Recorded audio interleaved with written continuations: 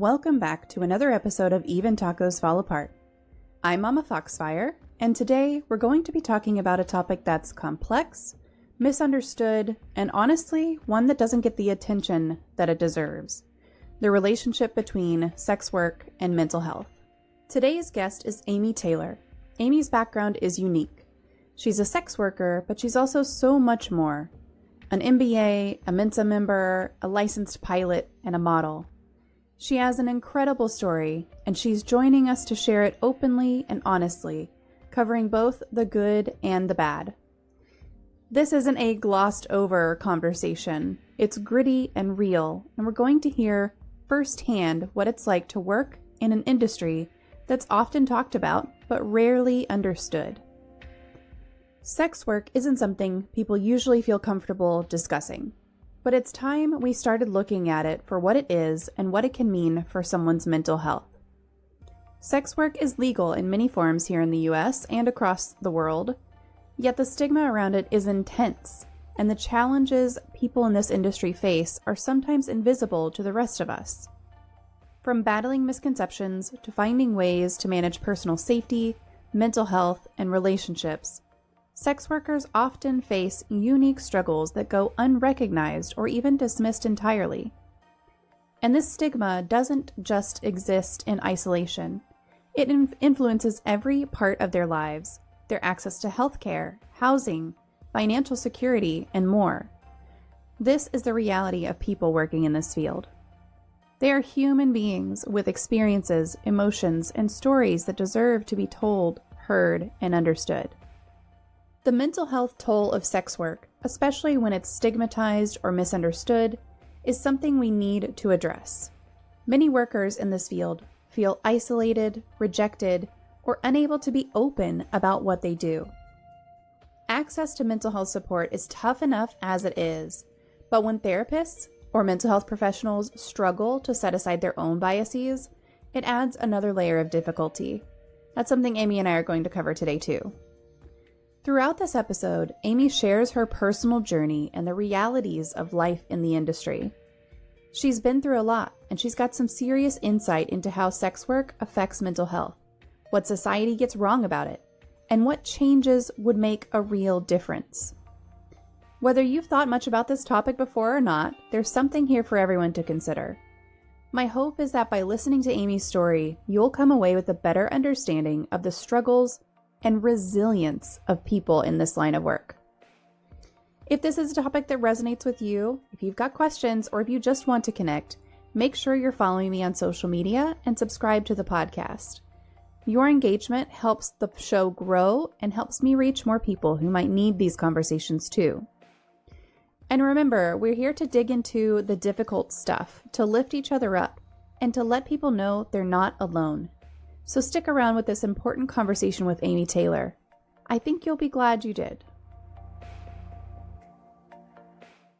There we go. Hello. Welcome back to another Mental Health Monday here on Even Tacos Fall Apart. I am really excited for this conversation. I think that it's going to be a very good conversation. We're going to be talking with Amy Taylor tonight. She is here and joining me, and I'll tell you a little bit about Amy here in just a minute, but we do have a question queue open. If you are wanting to ask anything about the topic tonight, feel free to pop it into the question queue via Twitch. Type !Q.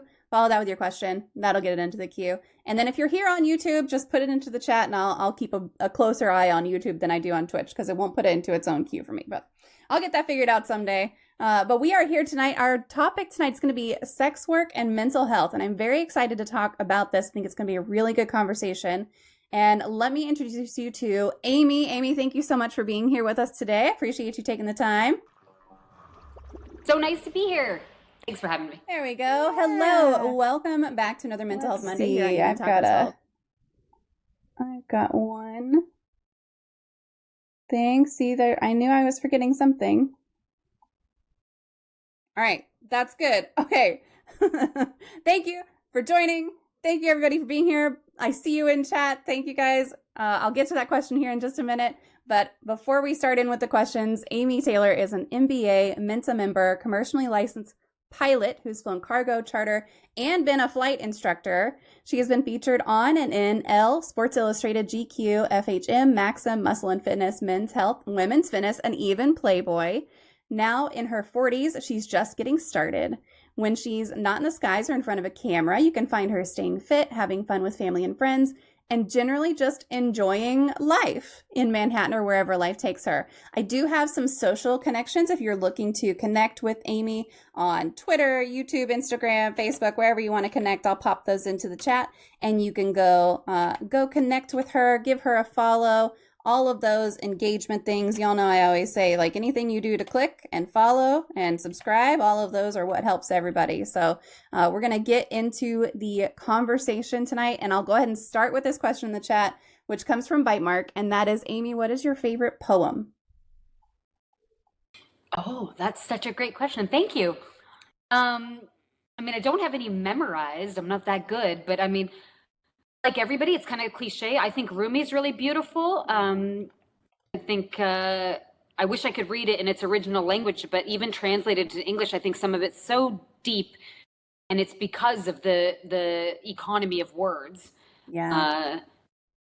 So yeah, I'd probably say if I'm looking to feel something, I'd go for Rumi first, and then see where that took me online. I mean, that's a good way to start, especially with poetry, because everything's always those suggestions over on the side, wherever you're looking at things, and you can really kind of go down a rabbit hole. But Rumi's a great one. And there's such a bulk of content also that you can find online, and just go through and scroll through and read through and enjoy. No memorization needed. Yep, absolutely. Well, can you share a little bit about your background and how you became involved in sex work? Yeah, so I've certainly had a twisty road in my 47 years. I'll be 48 at the end of this year, and man, it's been fun. But the reason maybe I've done so many different things, because unlike most people, I didn't get married and have kids. So that kind of freed up a lot of time, and I didn't want to waste it. So I first found out about sex work when I was in undergrad at Berkeley. I went to Berkeley in the end of the 90s. And a sorority sister of mine was doing that. And she, I guess, trusted me enough to tell me, which was an honor. And so perhaps my first impression of it was of the very high end, privileged end, which it turns out is not the norm. It is for sure a problematic industry. I don't recommend anybody do it, even if you survive it, as I have, at least as of today. It's too hard. I do something else. People, please do something else. If I could. I'm trying the to risk is too high. Yep. I'm trying to make the best of what life dealt me and all the twists and turns, but I cannot recommend. But she told me, she worked for this agency in San Francisco, and the .com thing was really booming in '99. And she told me I just go out to dinner and some dates and come home with a few $1,000, and you're a broke young college student. I was like, what? Like, I'm doing the same thing for free. Like, so I guess I sort of, it was very rose-colored glasses through which I saw it at first. But I had this rich boyfriend. I think I was young and kind of pretty and candy striped in a hospital, and a guy who was finishing med school promptly wanted to date me. Regular young frat boys that I knew my own age couldn't compete. He was 10 years older, and he was like, yeah, let's go to the opera or go to Tahiti for a week. And the other guy could barely take me out to dinner. Right. I mean, who would you choose? So like a lot of girls that were kind of pretty at 19, 20, 21, kind of got poached by a guy who was a little bit older and rich, and it was fun. I'll be honest. He was only 10 years older. He wasn't like creepy old. Mm-hmm. And it was better. He could make life more fun. I'm sorry, it was true. So I didn't do sex work because I had this rich boyfriend who was making life easier for me when I was super broke. Because he then got out of med school. He was a doctor making quite a bit of money, and I was a student making, negative money. So we kept dating. I didn't get into any graduate schools that I wanted to go to in Northern California. Didn't get into Berkeley to stay. They only keep the rock stars. Didn't get into Stanford. Got into school in Los Angeles. We decided we were together. I'd go down there. He'd fund it. I'd do a master's. A couple years later, I'd come back. We'd get married, settle down. He wanted kids. He was getting older. I was kind of staring down the barrel of my whole life, and I agreed to it. And then we started, long distance was tough on us. We eventually broke up, and he yanked the financial rug out from under me. So now I'm in grad school. He took away my car, and I'm living in LA, which is pretty impossible to live in LA with no car. I have no money because I'm in school, and he's now no longer going to pay for school. What should I have done? Probably should have dropped out of school, somehow found a minimum wage job, lived somewhere I could have taken the train until I could have bought a car. My parents were in no position to help me financially. Yeah. Or something I guess I should have done, or begged him to still be with me, which I did not work. But I suddenly had a massive financial need and heartbreak. Yeah. And I thought of what my old sorority sister had told me. And so I decided to try to do that and looked for an agency like she'd worked for, couldn't find one. The one I found, nobody would hire me. They hired like actresses and models, and I wasn't one. One lady told me, she's like, you're super smart and you're young and your guys all love you. You're kind of the girl next door. You should just do this on your own. I was like, I don't know how to do that. And she's like, oh, it's the internet. And she pointed me to a couple websites. And I mean, honestly, it wasn't rocket science. Mm-hmm. I mean, I got through Berkeley in science and did a graduate school without even trying, did my MBA without even trying. So like, it's not that hard. And immediately, I mean, my first couple clients I saw for many, many years and had a great time. And the rest was history. It was just dating. It actually got pretty boring pretty quick. Yeah. Just dating. It's like hearing you kind of talk about that and saying like, oh, I should have done this and I should have done that. It's like, I mean, there's a lot of different things. There's a lot of different ways that life can go, and you just don't know until you're there. And once you're there, you're faced with these choices, and you make them based on the information you have at the time and based on your own life experiences until then. So I feel like you can should all over yourself, for sure. But the couple of bad things that happened, you don't see them coming when you're very young and bold and dumb. And 99% of it was very good. It was literally just dating. I was able to finish grad school, stay independent. I didn't have to marry a man I didn't love. I didn't have to be, like most women of all generations before us, trapped financially or otherwise. Not all, of course. Some men are great. Don't at me, internet. But a lot of it enabled a very nice life. And then some really bad things happened. And of course, those were unanticipated, as horrific things always are. Right. And then, some of them, I got outed, I got arrested, I had a stalker, I had to put somebody in prison. A bunch of shit happened over the years. Some of that took away my privacy, outed me to everyone I loved, prevented me from certain housing and job options forever. And what that all does is kind of makes you stay in it, because you lose your other opportunities. And every time you try for other opportunities, people find out that you did sex work. You are then shut out of the regular world, and what's left for you, the income opportunities and the world that you did know. Right. So it's funny how people want you to quit, and then they make it impossible for you to do so because you are forever branded. Yeah. Some of my colleagues, hundreds of them, are retired and they're just fine, but they never got outed and they all lie.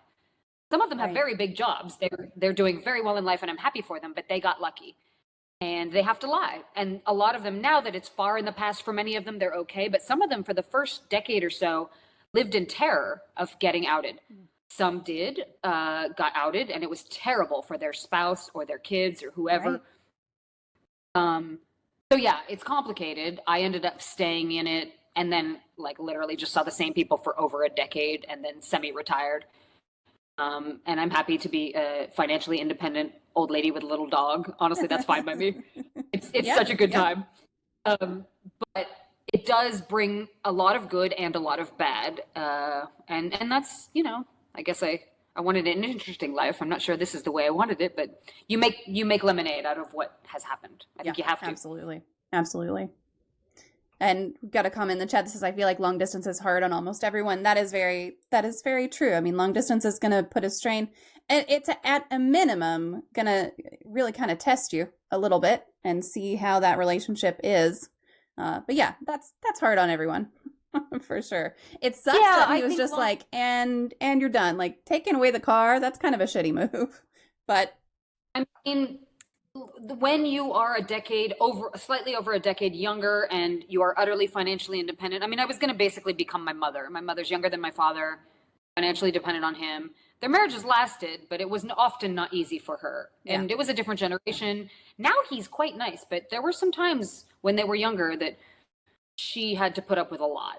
Right. As so many of our grandmothers did. If you talk to old women, you'll see what it used to be like. And I was going to go down that same road, and I'm not entirely sad that I didn't. I don't think the way I did it was the best choice, but he was very controlling, but also very generous. But that's how it is, right? Mm-hmm. If you choose to marry a much older, much wealthier guy, you earn every penny. Yeah. Yep. Now, you've also done a lot of other things. So you worked as a model, a pilot, you're a Mensa member. How have those experiences influenced your perspective on life and work in general? Oh, that's so great. I mean, yeah. So yeah, people love to talk about the sex work thing. It's actually very much part-time. Mensa was just something I got in. So you have to qualify. You have to be top two. I think it's 2 standard deviations away from the mean in IQ on a qualified IQ test, and there's a whole litany of ones they accept. I got in based on my general and subject GREs, the graduate record exam. My subject was biology and the general. And so I think I was just really good at taking tests. My dad's a professor. Filling in bubbles is really easy for me. I am a moron at a lot of things, but not school. And I think it's just in the blood. I'm a nerdy academic, and that part of life is easy for me. I probably should have become a professor. My father still says I should. It's maybe not too late. But so Mensa doesn't get you anything except I guess I'm really good at puzzles and Sudoku. Yay. I mean, but it does. I have a fast brain. I think fast. I think that's why I like Manhattan, New York. I operate fast. That annoys a lot of people. Honestly, I don't care. In my town, it's pretty normal. And having this RAM processing speed is mostly an asset. I can solve problems pretty fast, but sometimes it's a liability. Like sometimes people don't keep up and I get frustrated. Yeah. Or sometimes I can think 10 steps ahead and I'm wrong, right? I'm tracking the wrong thought path, but I'm overly confident because of this Mensa thing. I'm like, I'm smart. I know everything. And you have to contain your own ego because just because you're good at Sudoku doesn't mean you're good at everything. Yeah. So, but yeah, I mean, it having a good fast brain allowed me to do a lot of things. I was decent looking. Modeling came at me at 14. I explored that part-time, all the while doing other stuff, but it was available to me. Had a conventionally nicely shaped body. It was able to monetize that. It helped pay for school. I don't think it's particularly interesting, but it has taught me something about style and beauty. It has taught me the unfortunate lesson of how important beauty is to other people. Yeah. People really like beautiful people, and I hate that I was paid so much more and I was able to financially survive much more off my beauty than I ever was off of like the biology skills I got in my undergraduate degree at Berkeley with honors. I was really proud of that. Or like the aviation tickets I've gotten. You can see my airman certificates on Google. FAA is public. Well, it's under my legal name, but I'm proud of those things, and they never paid the bills like being hot did. Right. And I sort of hate that, but I'm not going to change the world. People like beauty. And we like to look at beautiful things. So I did learn a lot from sets and creative people about, clothes and jewelry and hair and makeup. And I'll never find that stuff very interesting. I'm a geeky science type, but I'm glad that I know how to clean up because there is so much conferred benefit if you're attractive. And again, I wish the world wasn't that way, but it is. Yeah. I think the pilot thing I like the most. Aviation wasn't going to ever get me rich. It's pretty much a break even at this point, but it teaches you kind of an efficiency and an economy of behavior and of words and of actions that is useful in life. There's no nonsense in the cockpit, and even in ground school or in the sim. You're there to get the job done, and there's no extra fluff needed. And I think there are places in life in which that's really nice, that there's just no time for nonsense. And so I think there's maybe not enough emotion and fluff in aviation, but combined with the other aspects of my life, I think it offsets things well. Yeah. It's definitely good to have this mix of perspectives, right? And just be able to say like, maybe that could use a little more and maybe this could use a little less. And you can control what you can control. You can't control everything, but knowing a little of this and a little that's really helpful. Yeah, I mean, left brain, right brain, right? I mean, the creative side of the world, I think the thing I still love about modeling when I shoot is to be around creatives because I don't have that ability or talent. I love to see, I don't understand how they see colors and light the way that I just don't see it. And similarly, pilots are so regimented and rigorous, and especially the people who went to I went to civilian flight school in Mesa, Arizona. I'm not military trained. The military guys and girls, they're better. We all go through indoc the same. We all meet with the DPE from the FAA. We all got to pass the same check rides. But the military people, they're better. And I think being around those types, which are so the opposite of the creatives, I think is a pleasure. So the world needs all of us. I like the diversity of the world. There's a reason I live in downtown New York. I think all of our mental frameworks and our skills and talents make up this quilt that we're all equally valuable. We're just different, and the difference is the beauty. Yeah. Yep. I absolutely. So I work in architecture, engineering, construction. I put together proposals for a living. I work with a lot of military folks, and I worked with this one guy, and he was from the Air Force. He retired out of the Air Force, came to work for us, and we were working on this proposal together. And I was like, okay, what do you think of this layout? What do you think of these colors? And he was like, I don't care. That's your job. You decide. You're good at that. I'm not. You do it. And I was just like, great. We're going with what I already put together then. And it's nice. Yeah. First of all, to recognize like what you're good at and what you're not good at. And then to kind of verbalize it also and say, I don't know. You do that. You're the creative one. You figure that out, not me. But it's great that he knew. Yeah. It takes a lot of awareness. And I mean, not everyone has that awareness. He definitely did. He was great to work with. But it was just one of those things. It was just like so nice to have someone say, I have an opinion. It's not as good as yours. So you do your thing and I'm going to do my part over here. Humble of him. I mean, yeah. I think I'm a bit of a seeker. I wish I could live 10 lifetimes and learn it all, but I can't, right? Even sex work has allowed me to meet people that are very different from me. And sometimes I really can't understand their choices and how they live, but I still think it's interesting. Yeah. And I bet you it's mutual, and that's fine.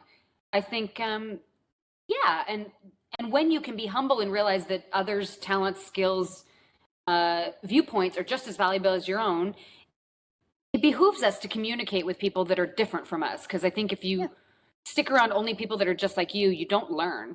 And that's no fun. Oh, hi, baby. Yeah. I know. He woke up. Usually he naps just the whole time, but he woke up a little bit. So I got to pet him. I know. Yeah, I mean, and this guy, this engineer type, it's great that he knew. I know. Friend of mine she's a physician, and she says her least favorite patients are engineers because they come in with too much knowledge. They want to read everything, and she's like, I like the farmers who are just like, you tell me what to do. Yeah, yep. That does not surprise me at all because it's true. They'll come with facts that they've already looked up. They've already spoken to people if they know someone. It's all of it. It's just like they got the list. Yeah, I'm curious about what makes people tick. I mean, I think that's what made me a great companion was that I'm a good hang and I'm interested in people. And I don't really need to agree with them to be interested in them. Yeah. The people that are the closest to me, my family, those who I really love, my core, they're probably fairly similar, obviously. But I don't need to see the world in the same light to be interested in somebody and even to have great respect for them.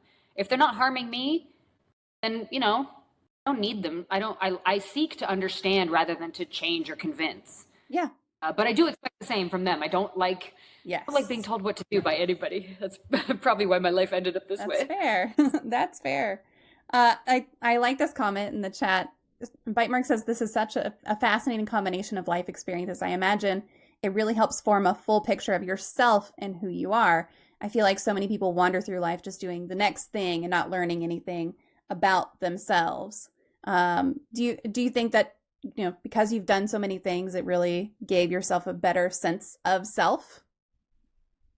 I mean, I hope so. I think yourself can change. I think I'm going to be a different person as a little old lady in my 70s than I am now. I'm certainly different now than I was in my 20s. Yeah.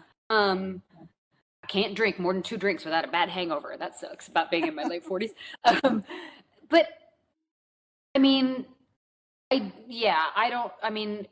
don't know how this, the chat, your life went, person in the chat, but part of my life was by my own engineering. I have been able to do a handful of things that I really dreamt of. I wanted to fly planes when I was a baby. My parents told me I was obsessed with, and my grandfather was an aviator, so it's probably in the blood. And I am an eternal student. That's, as I said, also in the blood. But then there have been things that have happened to me and blindsided me, and I didn't see coming. Some of them good, some of them very bad. And then I did have to pivot and navigate not having a lot of choice or control, and not having a strong sense of self when things were happening that were threatening to shake my very foundation, either my health or my freedom or my life. And when that happens, as it does to a lot of us here and there, and you're trying to get through something, month by month or day by day, I don't think at those moments I've really had some strong sense of self. I think sometimes I've just been trying to get through it.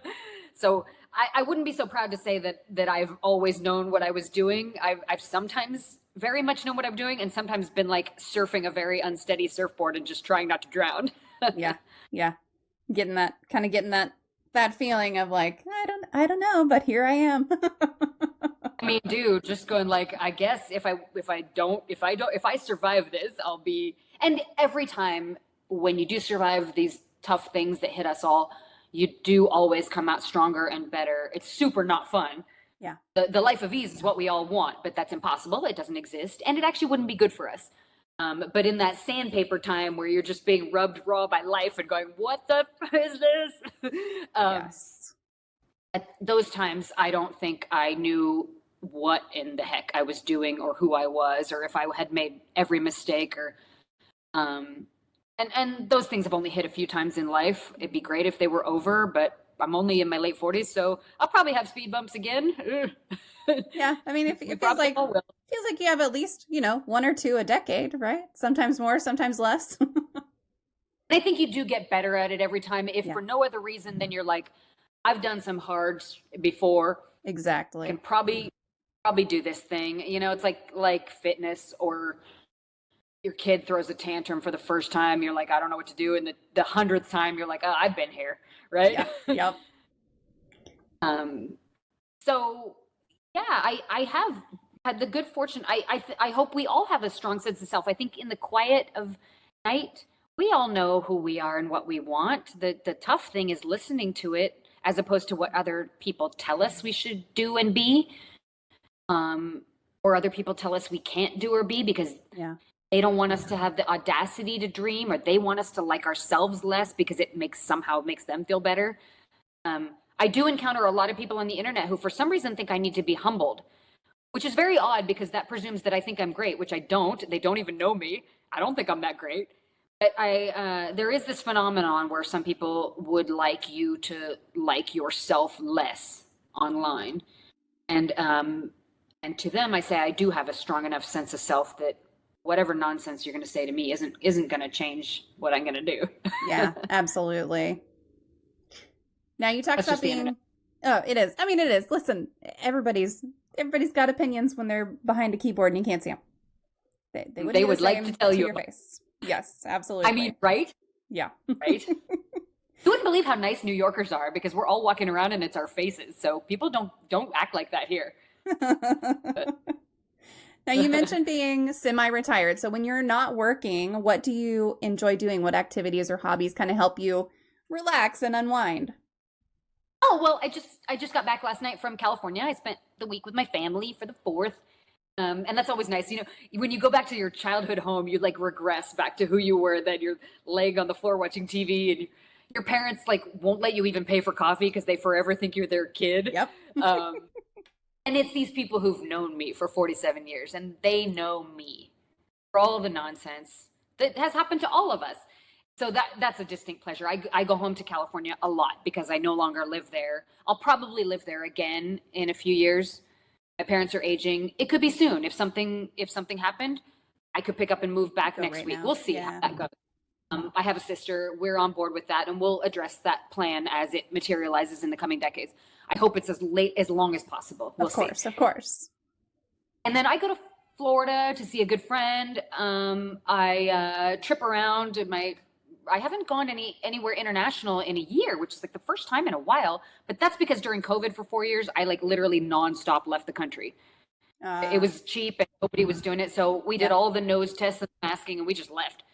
So, and that's my ex. Then we promptly broke up. It's weird. We like overdid it and then fell apart. So I think a lot of couples, you either found out it was the right person for you or not. Mm-hmm. So, so I think I'm not itching to go somewhere far quite yet, but I think probably in the next year or so, I'll do something more exotic and leave again. We'll see.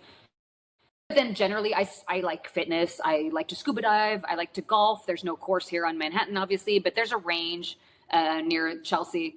And then there's some courses in New Jersey that are quite pretty. Like my neighbors and I will go out.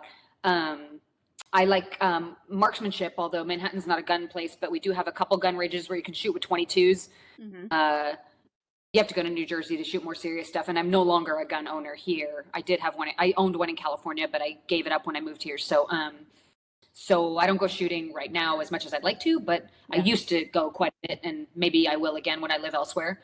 And then aviation. I fly when I can. So in the winter I ski, but the East Coast skiing is like ice sheets. So it's, unless I can fly to Colorado or Utah or Switzerland, I don't ski much because I don't really like the Killington, like pure ice mountains here. Yeah, that's fair. You need some of the powder. It'd be nice. Right? Like the best is Utah and Colorado, but I haven't skied in Utah. I've skied in Colorado, but not Utah. Where do you go? Oh, I haven't been in many years, but we used to go to Colorado, New Mexico. Last time I went was probably 10 years ago, and that would have been to New Mexico. Yeah. House and Angel Fire and stuff. And that's not too, the middle of the country is better mountain, better snow for sure. Yeah. I didn't even like Air cement in California very much. It's like slushy and kind of gross. That's no good. I keep wanting to learn to snowboard. I tried it for one day in Banff in Jasper National Park in Canada. And oh my God, I suck so bad. I spent the whole day on my ass. You're either on your ass or on your knees. I mean, like that's the thing they tell you. It's you'll be bruised for sure. But once you get it, it's great. That's what. So my sister switched. Mm-hmm. She doesn't ski anymore. She says once it clicks, it's more fun. Yes, I agree. I've skied and I've snowboarded. I prefer snowboarding, although they used to not allow snowboarding in Taos. So if you went to Taos, you couldn't snowboard. You could only ski. I'm sure they've changed it by now, or maybe not. Who knows? It's not going to make any money. Well, it's the future. How any money? There's plenty, but yeah, I mean, snowboarding to me, I don't know what it is. I enjoy it much more than I enjoy skiing, and I love skiing. Like it's fun. But snowboarding is just a lot of fun. But you have to get, there is a period of, you're just going to fall a whole bunch. You're going to wind up with a bunch of bruises, and you're going to wind up with a bunch of bruises. Like that, you only fall in the two spots, and you're going to be bruised for a while. Yep. Everybody says, you got to stick with it. How long did it take you to where it at least got kind of fun? It was a couple of seasons, and this was when we were going, every year. So it's a couple of seasons of a week going, not a season of going the whole season. Like a week now and then a week the next year. And by the end of the second week the next year, I was really digging it. I was really enjoying it. So that's not too bad. I mean, a couple 2 or 3 weeks or so. Mm-hmm. Yep. It's not terrible. Yeah, you could probably get that in a season if you're going consistently, for sure. Skiing, I think, takes longer to get good at. Skiing's the poles and the two skis, it's harder. Mm-hmm. The learning curve is rough. I learned as a kid, so I was lucky. But yeah, I know everybody switches, which must mean that it's better. But I gotta give it a chance. It's fun. It's a lot of fun. I have a blast with it. Well, I mean, just skiing. If one ski gets off, then your whole path is screwed. The sideways one, yes. Yeah. Last year, I went down a slope at Beaver Creek, and I didn't know there was one of these green runs that crosses in the middle. Mm-hmm. I'd never been down this slope before, so I was just going really fast. I hit this green run and just launched. And it was a complete yard sale, goggles and pole and skis. I mean, everything went everywhere. And I slid down on my face. I somehow flipped over on my stomach and then kept sliding. Woke up the next morning and my lip, it was like this. Oh. It was completely swollen. It was like I got way too much filler only in one. And it's a good look for 3 or 4 days. Yeah. Oh man. Yeah, So, exactly. So that's what I don't like about snowboarding. You're always falling in the same two spots. At least with skis, it's different bruises than just the same two, just getting bigger and bigger. It's not, you're not incorrect, but I have only ever gone so far off the side of the mountain that I had to have help getting back on skis. So, how? How did that oh, I happen? was I was a kid and I was going too fast and my parents weren't keeping up. Not that they were trying to keep up necessarily, but I was like little speed demon and Oh, I wound up going too fast, kind of similar. I wound up just going too fast and then all of a sudden I hit a spot where there was no room for error and I went so far down into the trees, off the path, into the trees, wound up with like one leg, one ski way over here behind one tree, another ski over here behind another tree, and no poles anywhere, couldn't figure it out. And so I'm like yelling, help, help, help. And then this guy's like looking down over the side and he's like, what? And my mom said that she was coming around the corner and she saw the guy looking down and she's like, oh shit. Like she just knew that was my child. I mean, I'm glad you were okay. Oh Like, that yeah. could be, I mean, kids are resilient, right? I just bounced. I just dude, we didn't, just got up and we didn't wear helmets when we were young in no, California. no, not at all. Now, like everybody has safety gear, but that was crazy. We just went out there like willy nilly with nothing, like Yeah. psychos. Like, Yeah. dude, I mean, it's amazing I'm alive, but yeah, I do enjoy it, and I try not to like abuse myself too much because I don't Yeah. want to get injured. But knock wood, I've never had a serious ski injury yet. I hope I never do. Good. But Yeah, hopefully you I keep never it. will. Hopefully, Yeah, hopefully you I never don't do will. crazy stuff. Yeah. All right. Well, we got a little sidetracked. We're gonna get back on track. Skiing stories. I get sidetracked.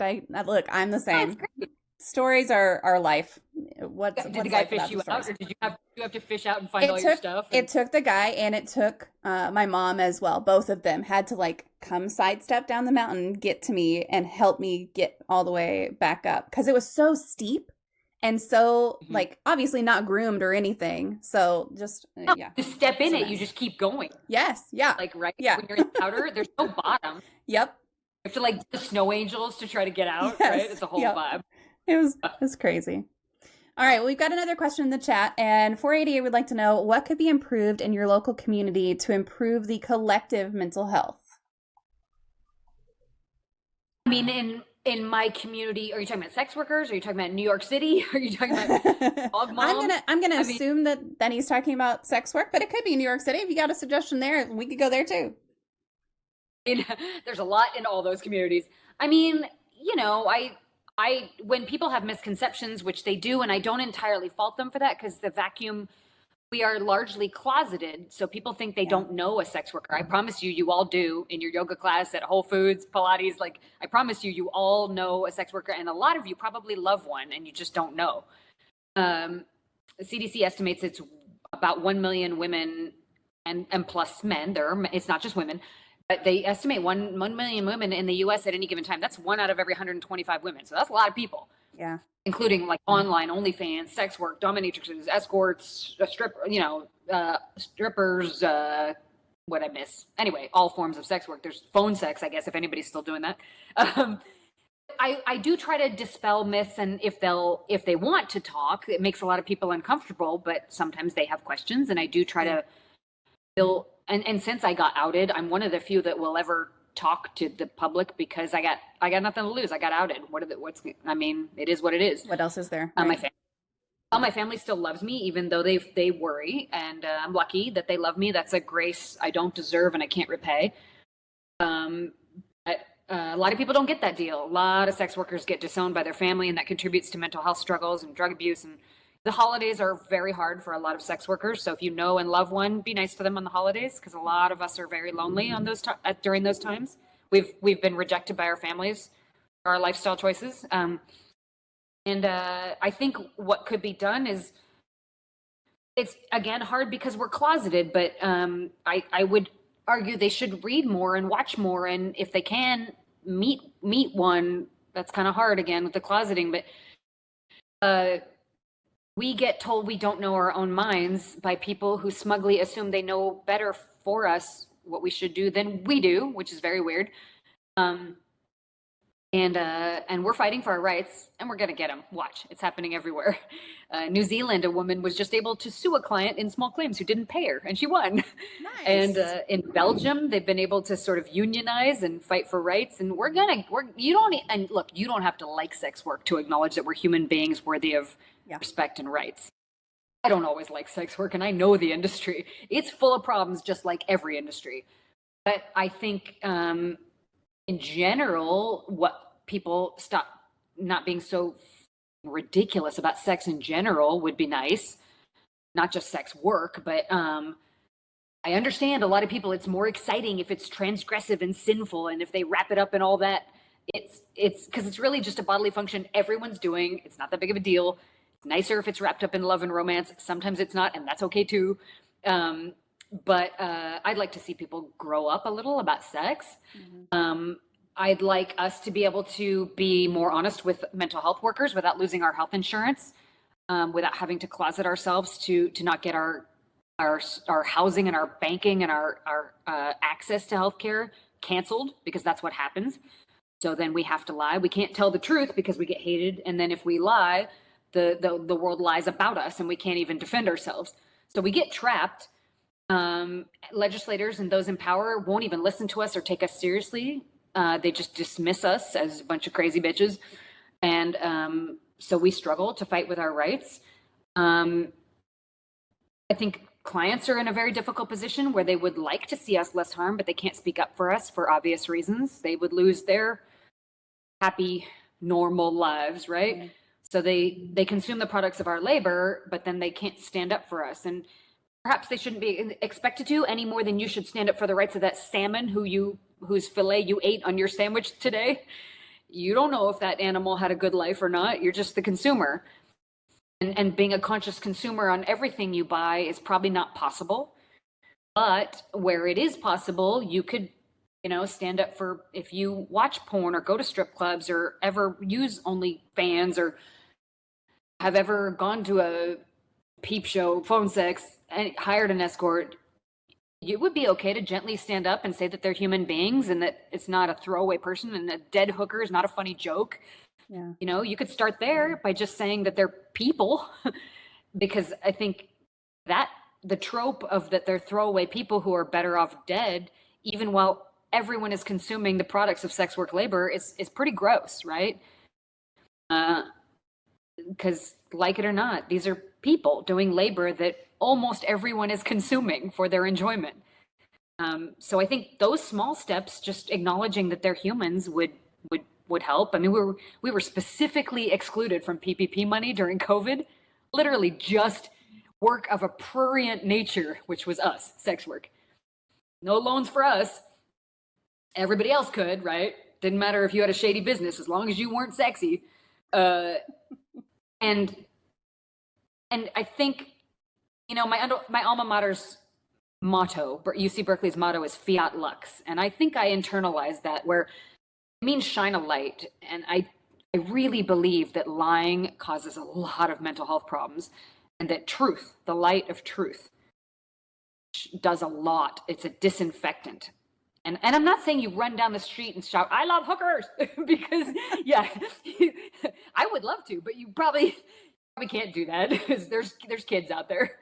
But you can say that you read a book or saw a podcast, or that you saw that you know me now. You could say that they're human beings, and that even if the business is full of problems, that these are people that we have to consider, because there's millions of us. Okay. We could just start there, and that would do a lot. Well, and I mean, business done in the dark also is not going to be protected in any way. Like that's one of those things. If you keep everything illegal and you don't talk about it and you sweep it under the rug and you exclude a whole bunch of people, it's never going to be easy to say this is going to get better. This is going to be made right. And especially with the mental health side of things also. Most forms of sex work are 100% legal. There's a few forms that are still criminalized in some of the U.S. Mm-hmm. Most forms are 100% legal in the U.S. And almost all the first world has decriminalized or legalized all forms of it. Even the National Organization of Women advises for the decrim of outright in-person intercourse having sex work, like prostitution. They advocate for. So everybody knows that we can't criminalize our way out of this. Yeah. It's not. Being driven by the desire to punish and spite for things you don't like has never worked and never will. And again, no one's saying we want like a brothel at your kid's school. No one is saying that. That's never been the case and never will. And no one's saying we do utter lawless, permissive, nobody's doing that either. But it turns out harm reduction strategies work well because one of the things that happens when you take away the transgressive nature of things, one of the things it does is takes away some of the thrill of it and people calm down about it. Yep. Netherlands are a great example of that with drug abuse. The drugs are legal and still nobody does them because they got to get up in the morning and go to work and take care of their kids. And it turns out that we know from the war on drugs, it didn't work, right? Mm-hmm. So this strategy of criminalizing away behaviors that we sort of find problematic, we're smart. We're a smart species. Let's think of better ways, right? We can look to New Zealand. We can look to the Sanagachi project in Calcutta, where they decided to have sex workers work with the police instead of being arrested by them. And they've rescued like 1,200 trafficking victims in like a few years. The HIV rate has gone down every single year. They're getting results that America doesn't get, spending hundreds of millions of dollars on police stuff. And they did it by enabling trust, by saying to sex workers, the most vulnerable population, you can come talk to us about the biggest predators in your business, the traffickers, the ones, kidnapping underage women to sell them. We're not going to arrest you if you talk to us, because guess what happens when you criminalize in-person sex work? It will not come and talk to people about who the real bad actors are. So you don't find them.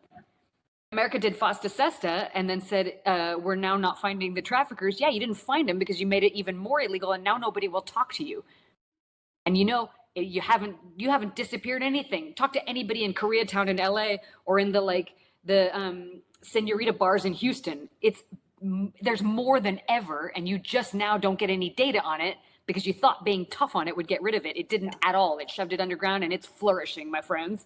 Yep. So if this is our only plan to deal with things we don't like, is just throwing the criminal justice system at it, then we're just dumb and we're never going to get anywhere. And again, the alternative to that is not just lawlessness and chaos. Nobody's saying that. That's not actually what happens in countries that have smarter strategies. Australia, most of Europe, a lot of Latin America. It's not what you see, right? So there are things besides sicking the cops on everything you don't like and just being utterly permissive. Again, we were talking before we hit record about the binary nature of Americans. They can only count to 2. Yep. There's more than 2, folks. Yeah, for sure. Well, we were also talking before we started recording, we were also talking a little bit about therapists and mental health and how that kind of, there's multiple huge issues with both sex workers who are seeking help from a therapist, and then also therapists who either find out that their client is a sex worker or, in some other way are trying to help. Can you talk about that a little bit, just some of the issues there? Yeah, I think those of us who are lucky to have therapists we've managed to find, our therapists stay busy because it is very stressful to live in a stigmatized world, whether it's legal or illegal. It's stressful anyway. Any stripper will tell you that. Her work's legal, but it's still stigmatized and difficult, and there's shady people in it, and people hate you, and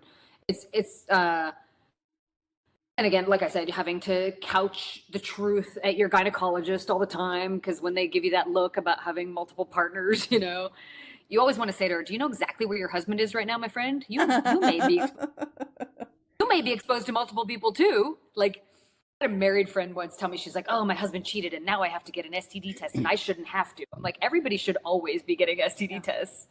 You don't own other people and you don't know where they are. And if you value your own health, you should always be getting tested once every so often. Like, why wouldn't you? But yeah, there are definite negative impacts to working in a stigmatized industry. It's stressful, and stress raises cortisol, and cortisol makes you sleep less well. And for sure, my therapist stays busy. Job security for her. Yeah. and then the companionship is a performative industry. You're an actress. And any actor will tell you, when you sometimes spend your time portraying something that isn't entirely who you are, it's sort of, I call it putting Spanx on my personality. You are out to dinner with somebody who is maybe saying things that are politically abhorrent to you or sexist, but because this person, bought you a condo and you're broke and young or paid for grad school, you're just going to let them say this horrible stuff where you wouldn't if you were the rich one. You wouldn't even be there, right? So any performative behavior, anybody in customer service will tell you the same thing. Most married women for all of human history had to kind of perform for their husbands too. That adds stress, which is tough to off gas sometimes. It's like I told you, I walk a lot in nature, and the therapist, and then I think that me personally, I've certainly seen the same sort of struggles being a woman in aviation and a woman in science, because I've clearly spent a lot of my time doing things that girls are told not to do. I think maybe I did that on maybe that was the running theme, is that I was a scientist and then an aviator, and I just like to do things girls don't do, I guess. And those were very hard worlds too. The sexual harassment, the being told women can't do it, being hit on by bosses, coworkers.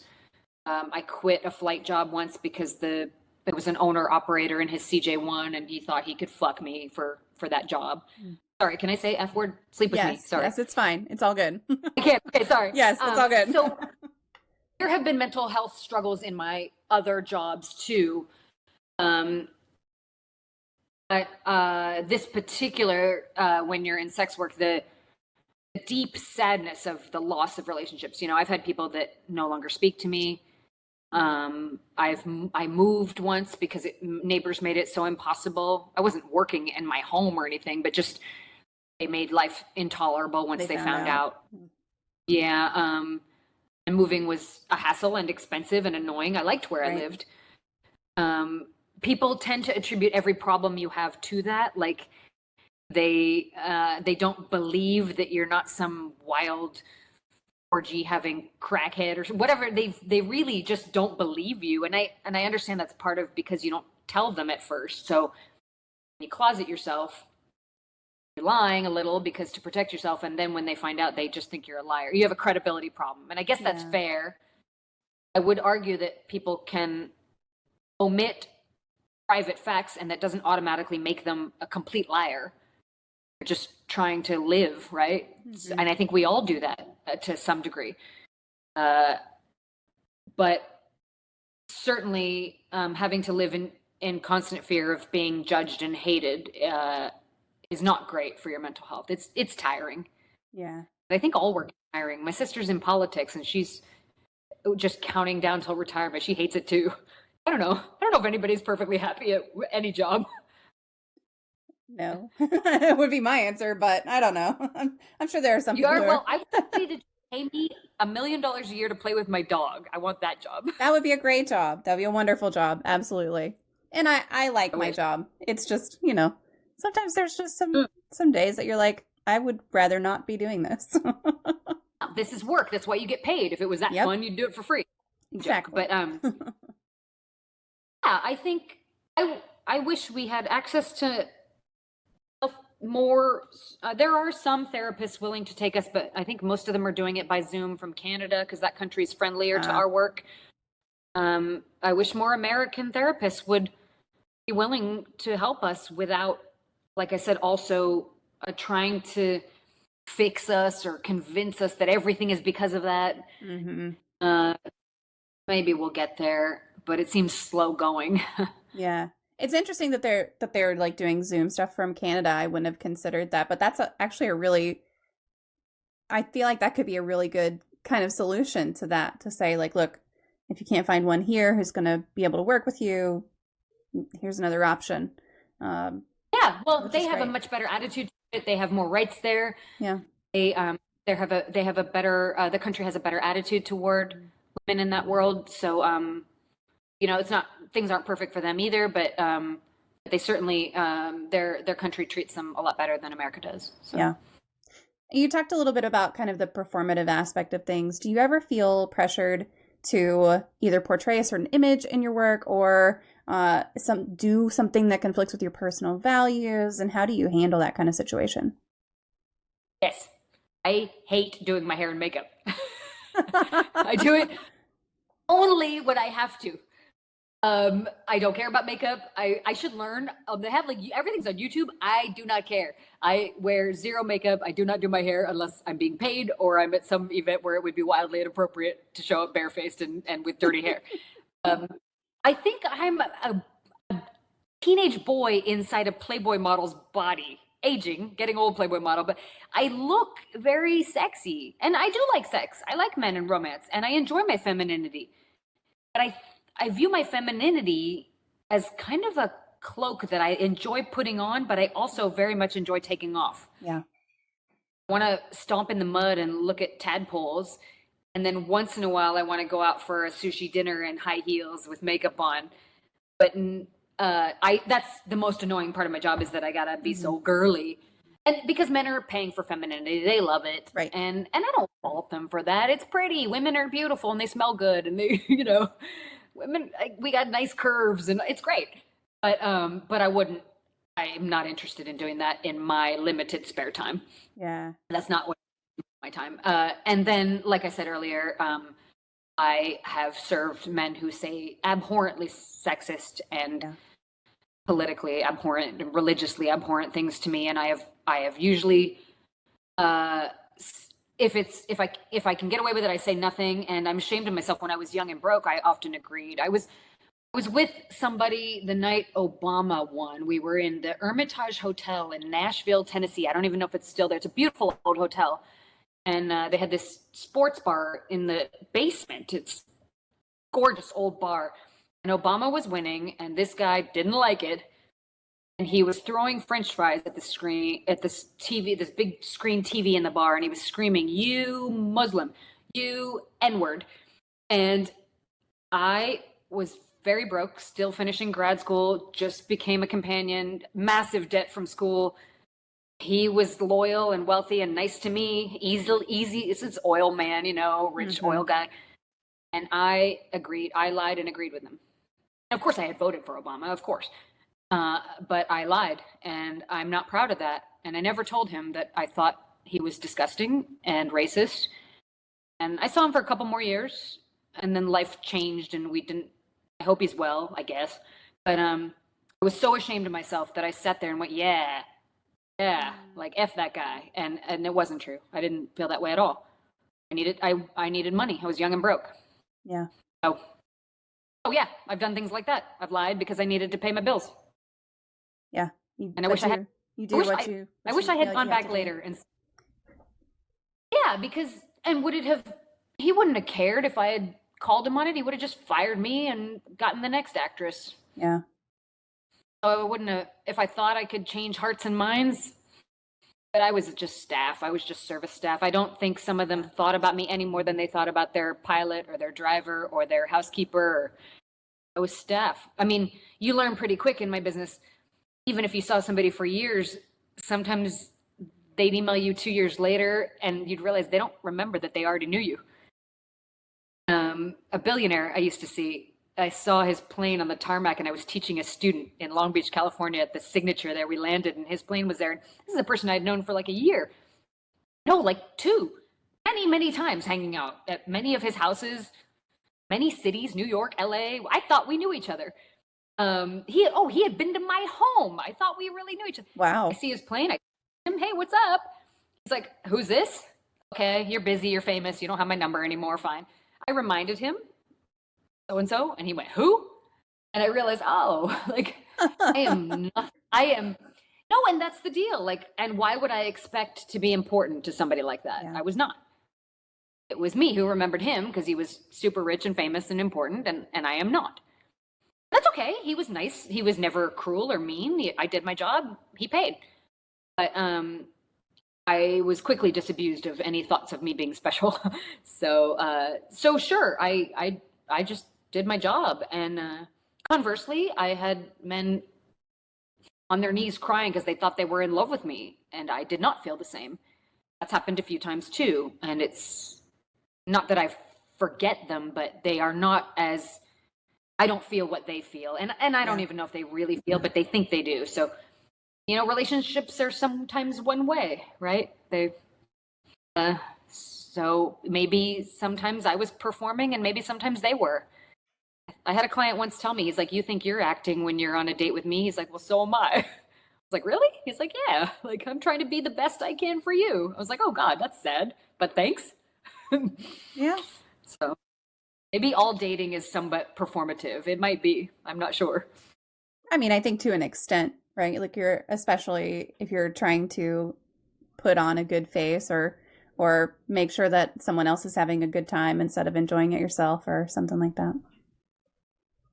I've seen that dozens of times in the past with clients where they were really overly concerned with whether I was having a good time.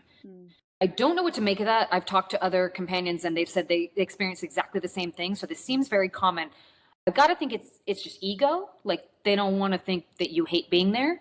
They want to be your best. Maybe your best, client. Yeah, or like something like that. Who wants to be the customer that the person hated, even if you're just buying a Subway sandwich? I guess you try to be nice, right? You don't want them to hate serving you. I think it might just be ego. It might be competitive with other men because I'm not rich, but they know that I serve very rich men. So it might just be envy of the indirect party there, which is weird because then it's not even about me, right? Or it's just acting. They're just in the moment. I'm not sure, but it's certainly common that they are also performing, and it's not real. Some of them, it's so performative that they literally detach from it and go back home to their families, and it's like it didn't happen. Which is, I cannot relate to that. I think that's maybe something men can do more than women, but I hate to generalize. That might not be true. Just compartmentalize that clearly. Yeah. Some people can do that. It's like it didn't happen until the next time there's a Big Mac attack and they want to do so again. I don't know. That was never how I mentally felt, but people are different, right? Yeah. I don't know how people do that either. Like my stress bleeds over into everything in my life. But I was married to someone who could compartmentalize very well, and it was not great. So, sorry, yeah, I've seen that where I'm sorry. Yeah, that's a whole other rabbit hole. But people can have like different sides of themselves and different lives, completely different. Yeah, I know companions who have like a fake identity, and they build her, and she's got a whole. So like nothing about Amy Taylor is a lie. Everything about that I've told you about my life is me. The name Amy Taylor I legally own, and that I use for entertainment, of course. But everything else is actually me. But some women choose to do this as like a healer and an actress, and the whole person they build is not real, and it's like a show. And I think for them it helps. They can go do their job, and then they come home to their kids and their husband, and that person is left. It's left in the green room. Different person for them. Yeah, that's how some people cope, and I'm not mad at that if that's what works. Yeah. Some good comments in the chat. I think some people, I think it's a some people skill rather than a men and women skill. By Mark says I can compartmentalize like a motherfucker. There's a room in my head where stuff goes into, and it's stuck in there until I open that room again. That's not me. My rooms are all open. I wish I was like that. Yeah. I'm sure there's plenty of downsides, but it must be nice. I mean, yeah, and you're right.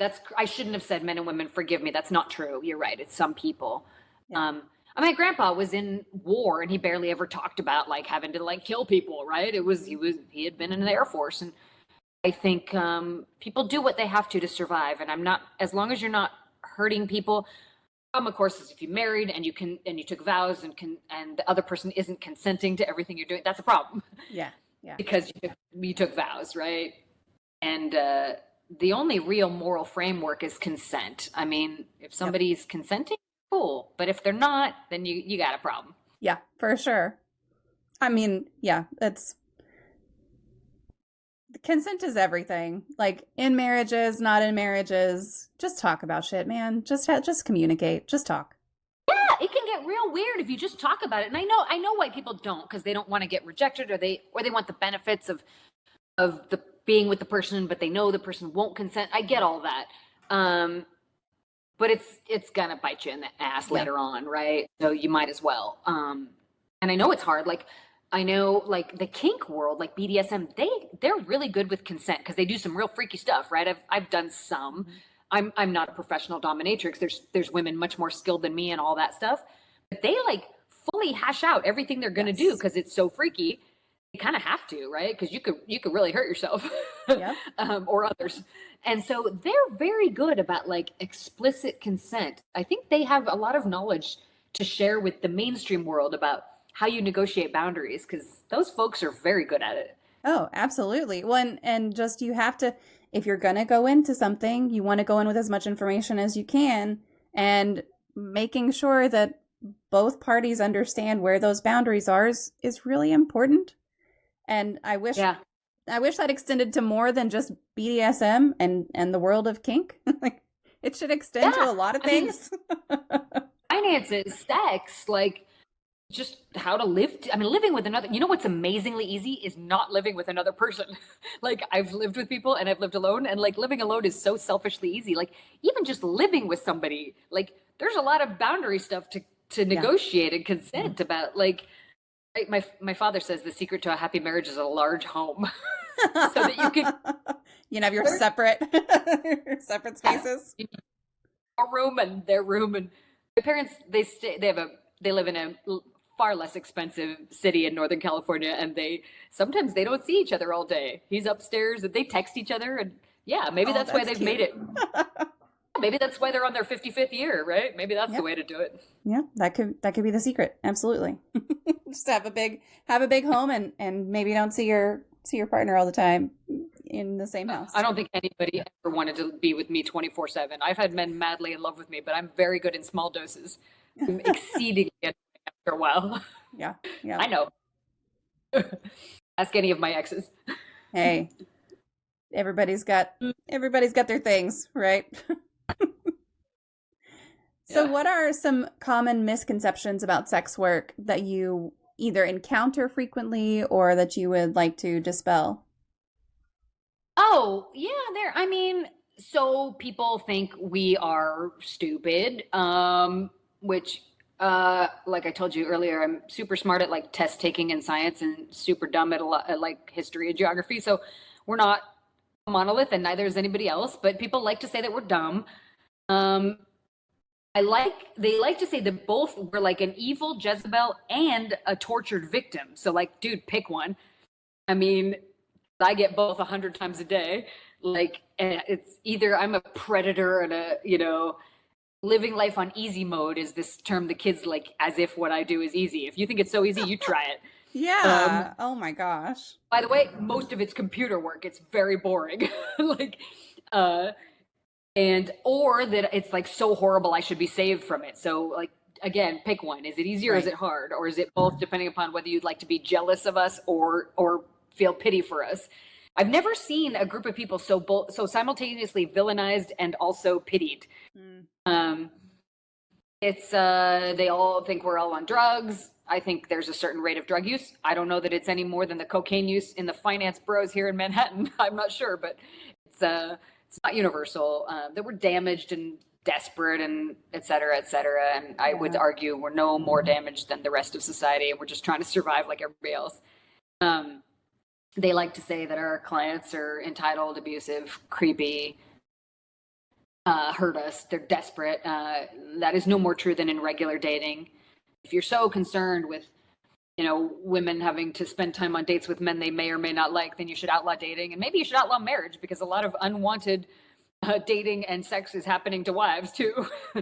So I joke, nobody wants to outlaw marriage, but this thing of trying to save women from bad men, well, it's not just my world that women encounter bad men. How about just dating? I think people refuse to acknowledge that our industry has always been a part of humanity. It's always been the third rail of many marriages. I'm not saying I like that, but I'm saying it always has been the case, and it always will be, no matter how they treat it. It's not going anywhere. Yep. The best thing we can do is reckon with it and make it less harmful, because it's not an island. It is tangentially involved in, your relationships and your marriage. It's not sex workers aren't seeing themselves, right? Right. So we could do better by it. And by the way, a lot of animals, the females also trade sex for resources. Have you seen penguins? He has to bring like a little shiny rock or he gets no sex. In Drosophila, the fruit fly, if the male doesn't lick the female with his proboscis, he gets no sex, which I quite like. I think female fruit flies have got it going on. Good job, ladies. So females in many species are negotiating when the male wants sex. It's not just in humans, and why wouldn't they? Even if it's just for kindness and texts or dinner or marriage or kids or whatever, it's not a bad thing. And I think, to me, it's the people who are so voyeuristically creepy about the sex lives of sex workers while they're lying and hiding their own sex lives. To me, those are the people that are sex pests and sort of predatory, not sex workers. I think they're creepy as fuck, frankly. Yeah. Typically, I think those who hate sex work the most vehemently are also the ones who are most fascinated by it, right? It's two sides of the same coin. The reason it gets their heart rate up is because they're fascinated by it. And to them, I would say, well, if you'd like to be one, you're welcome to try. And if you find it problematic, as I do too, then why don't you help make it safer and better? Mm-hmm. If you want people to be less in sex work, then what you really care about is the poverty of young women and to some extent men. If you care about poverty, then help us do something about it. Yeah. Right. So that is what I'd like to, these misconceptions that it exists for a reason, because young people are often very poor. That's why it exists. The foster care is a major feeder into street-based sex work. Mm-hmm. Kids who age out of the foster system, they're 18 years old, they got no skills, no money, nobody's paying for college, they got nothing to do. They got one thing to trade because they're good looking and young and people want to fuck them. You care about that, then maybe come help with the foster kids. How many kids have you adopted? How many kids are you paying to go to community college so they can get some skills and get other options, or even trade school or anything else? How many of you bought a laptop for so they can do something for you? You're not doing anything for them. And then you're mad that they turn into sex work so they can buy food? I mean, put your money where your mouth is if you care about minimizing sex work. Do something. Yeah. Boy, people hate those kinds of questions though. Start asking those back whenever they're talking to you about something. They hate it. Cuz it hits at the heart of what they're like not wanting to consider, what they're not wanting to think about. It really kind of gets to, oh, well, I want that surface. I want the surface level conversation. I don't want to go any deeper. Yeah, well, I mean, poverty takes away all dignity. When people are poor, when somebody can't buy food, you're not going to tell them, oh, you shouldn't, get on a pole and dance at this club or do a blowjob in the back room for extra money. Like, when somebody's hungry, they don't give a shit about what you're telling them about what they should do. Yep. So yeah, poverty is hard to look at. It's hard because you got to look at your own privilege and what you're doing to help or not help. But if you really care, then yeah, I mean, do something to help the poor. Absolutely. Bitemark says they want to judge you and be better than you, but also like the idea that they could save you. Yeah. Yeah. I mean, if I had a nickel for every time I've heard that. Yeah. Can you? Yeah, I mean, we have sex workers have had clients who want to save us and retire us, and then they want to continue to see sex workers, which yes. Don't get me started. Yeah, well, there's a funny thing where especially men, when they start to fall in love with a woman, they think she's too good for all things sex. She goes from, and much psychological research has been written about what's called the Madonna whore complex. It's in academia, you can read about it, but they think there are women who are the saint. That's the mother of their children, their wife, their mom, their sister. And then there's the whores that are fun, but they don't care if they live or die. Mm-hmm. In fact, they're kind of okay with them dying in a ditch because they're bad women anyway, right? Just let me fuck them a few times first and then they can die.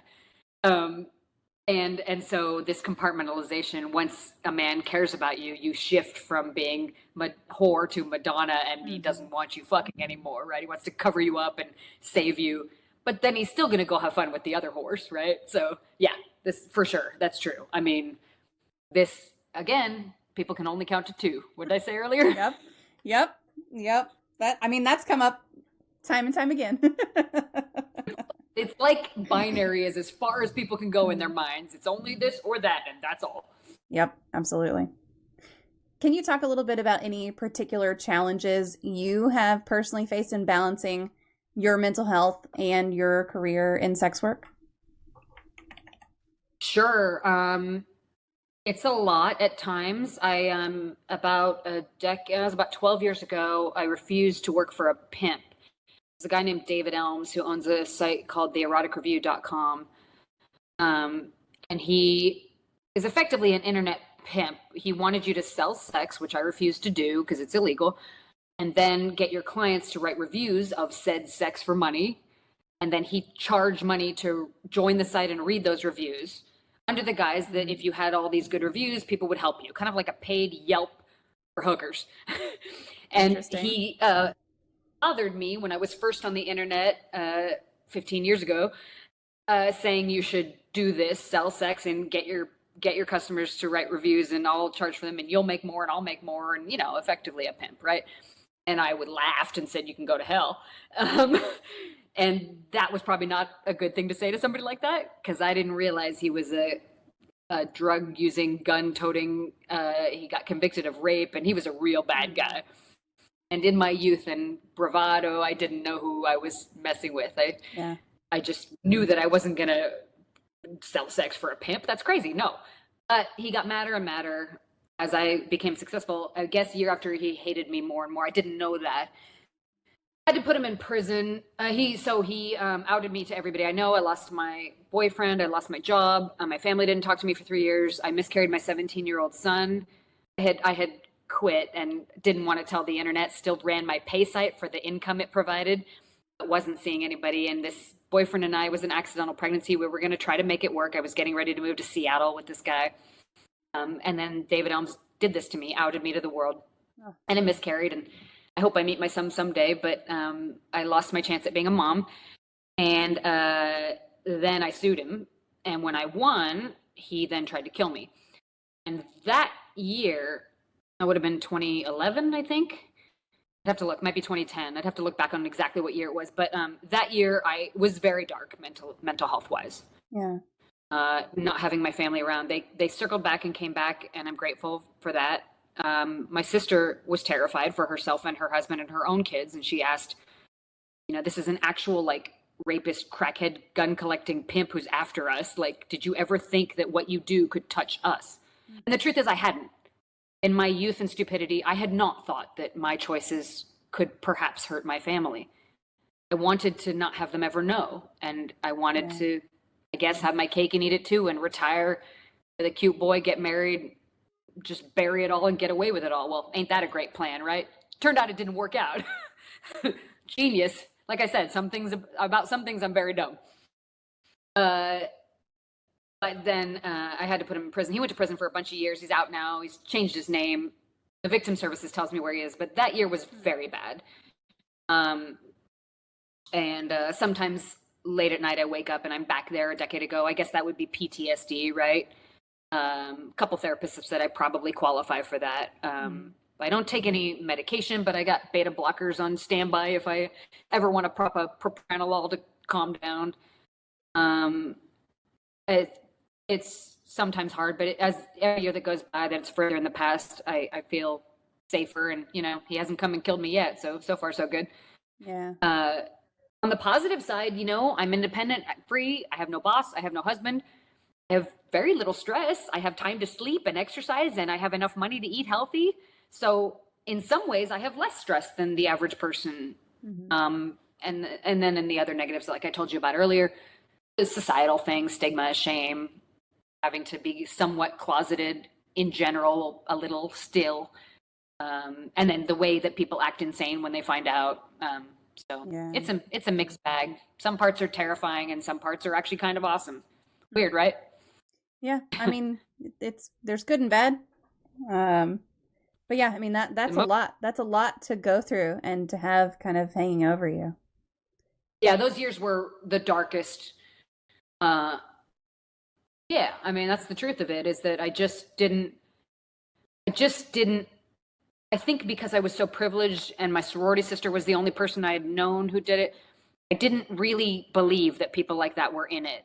That was a thing. I was like, oh, that's just a trope. And nope, unfortunately, there's some real bad people in it. Yeah. And I should have just ignored his emails, I guess. I don't know. I just didn't. I was very naive. I don't come from the streets. I had never met anybody like that. I was vastly overconfident that most people were at least decent, and it was a real eye opener to see that there are literally predators out there, and luckily they're very few and far between. Most human beings are not like that. Yeah. Most people are reasonable, but it changed me. I think I was an eye opener to learn that evil exists. I wish I didn't know, right? Yeah. I mean, none of that's your fault. Like none of that is on you. There's no, I should have done this differently. That's on that person. That's on that individual. That's not, it sucks. I'm sorry you went through all of that. Thank you. Thanks for saying that. The problem in sex work is that there's young people, there's a lot of money to be made. They're often very naive. And so there are predators who want to manage them and make money off them. It's always been that way, and it always will be. I maintain that I think if it were a legitimized industry, people that bad who are raping people and buying fully automatic weapons and doing crack would be run out of the business, because there'd be normal people running it and it would be competitive. Yeah. Because better people would be willing to enter it. I mean, but I don't know, because strip club owners are still often pretty bad people too. Maybe not quite that bad, but if you talk to any exotic dancers, the clubs are a pretty predatory environment too. If they don't pay everybody out, the DJ and the bouncer and this guy and that guy, a lot of the girls dance all night and go home with barely anything because everybody's just leeching off them. Yeah. And that world is basically legitimate, but it's still pretty shady. So I don't have any good solutions, but there are people smarter than me working toward better solutions. And I do think that some legitimacy would run people like David Elms out of it without. Yeah. But thank God for the Phoenix Police Major Offenders Unit. They got him, and they are the only reason that I'm alive. Amazing. And I owe my life to them.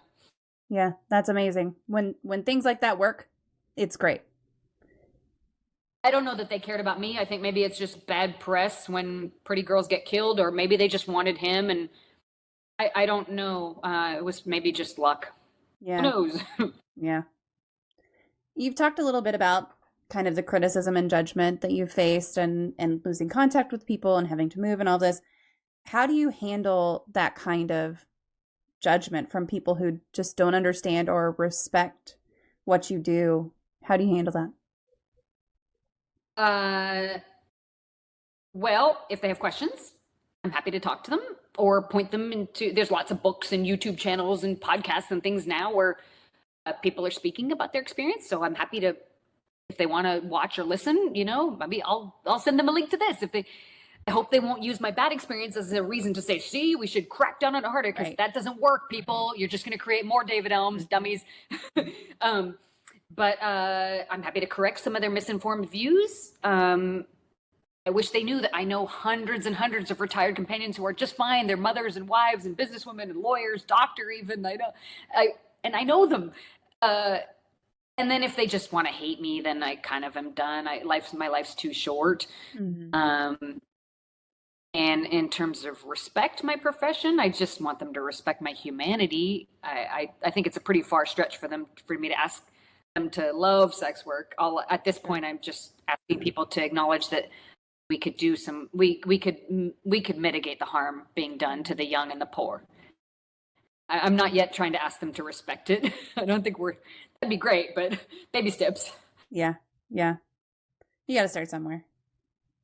Yeah. I mean, I think if they could just acknowledge humanity, and I mean, if you think young, poor people should just die, then I don't know how to talk to you. But I believe that most people don't think that. I think we just disagree on how we get there. I think, I think everybody agrees that we should have proper steps for if people want out of sex work, if people want sex work to be less harmful to them. I think we all agree on that. We just disagree on the mechanics of how to get there. Yeah. And so that means we can get there if we all agree on the basics. So I am hopeful. And there's some great legislators, at least in California. There's a guy from San Jose who's doing great things in the space of trying to reduce harm. And some people who acknowledge that the industry is, with all of its problems, does exist, can be less harmful to the people that are in it, because 99% of people that are in sex work don't do it for very long, and they're going to go on to do other things, and they should have a life, right? They should be able to live, to become mothers and wives and businesswomen, and do, because they want to, and they do. Right. They don't die from it, right? Right. So some people are doing great things, and doubling down like some states are doing is not going to work. Yeah. So. That's a Texas dig for sure. I mean, I'm sorry. No, look. Sorry. I agree, okay?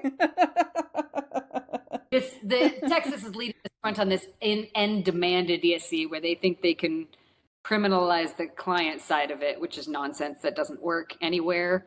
All you do when you do that is drive clients to be more fearful of things like screening and background checks. And then when the young and poor who don't have other options, they start having to compromise on the risks they'll take. They'll take more and more risks to try to buy food, because again, when somebody is starving and doesn't have a roof over their head, the bar is very low for what they'll tolerate, because the alternative is starvation and homelessness. Yep. So criminalizing their clients isn't going to stop them. They're just going to take more risks so that they can buy food and shelter. Yep. So what they've done in Texas has not worked at all. All it's done is created more of these bars where you go first into the bar, and then if you get access to the back room, you see what's really going on in them. There's a zillion of them in Texas. And they're currently pretending like it's all cleaned up. It's not. Yeah, like there's no shock. There's no shock in that. Texas is, I think we all agree, Texas is not the best. The optics, I guess they can produce data that says they're succeeding, but it's all a lie. Yeah. I mean, you can there's no good data however you want. Underground industries, the data you can light that data on fire, because when it's an underground industry, you have no idea what you're talking about ever, because no one knows you. Yep. But when they quote bullshit. Yeah. So. Yep, for sure. I'm voting as hard as I can. Yeah. Like everybody who's here, I know a lot of folks are in Texas. Somehow I attract people in Texas to this community. But yeah, like we're all voting as hard as we can. We just got to get everybody else to vote too. I love Texas. My ancestors are from North Dallas. My fifth great grandmother was a frontierswoman at Dallas. I mean, I love Texans, and I love Texas, and I love how much they love America. But look, I mean, the Democrats are centrist by almost all the world's standards. So at least certainly the developed world. And so this theocracy, Christo-fascist stuff is nonsense. It doesn't work. It never has. We've already tried it. It failed before. It's going to fail again if we're going to try it again for some reason. There's no theocracy on earth that has ever succeeded. Yeah. Was it Afghanistan, Yemen, Iran? Like, you want to live like that? Cool. Go there. And leave us here. I mean, I was proud of France today. They rejected fascism today. I don't know if you saw the news. I did not see the news. France voted to keep liberal democracy, at least for now. All right. I mean, rights are never kept. They're always fought for, because there's always the other side pushing back to take them away again. It can go backwards, right? Iran in the 70s had women doctors and lawyers, and look at it now. So it can always go backwards. Yep, so, that's true. Vote, friends. Please vote. Vote. We were talking about this earlier. Like there are more Democrats in Texas than there are Republicans at this point. If everyone would actually just go fucking vote, it would make a huge difference. But you're all sitting here thinking, this is a red state, my vote doesn't count. It could, if we would all go vote. It could count. Yeah, I've lived in New York and California, and they always go left, although we're still going to vote because we're not so sure even. They're probably going to vote blue, but you guys, you're the one that could go either way, so come on. Yeah, it really young people, your vote matters. Yeah, for sure. I want to take a second because Deeparks, I see these subs in here. Thank you so much. I appreciate your support. And then just these comments, y'all are making my heart happy because y'all are like these comments. This podcast is something we all need, and these are just great. I agree. The space Mama creates and the guests she invites are always so educational and safe to me. Y'all are gonna make me cry. Thank you so much. I'm appreciated by a lot of y'all, thank you so much. I appreciate you. And I'm glad that you're here, and I'm glad that you enjoy this stuff because I enjoy having these conversations and I always think they're a lot of fun. So thank you for being here. Thank you for participating. Keep talking in the chat. I am watching, so if you have more questions, feel free to put them in there. But thank you. I wanted to pause and just say thank you because I see all that happening right now and I appreciate it so much. So is there anything you do now in terms of self-care or other purposeful exercises or activities to maintain your mental health now?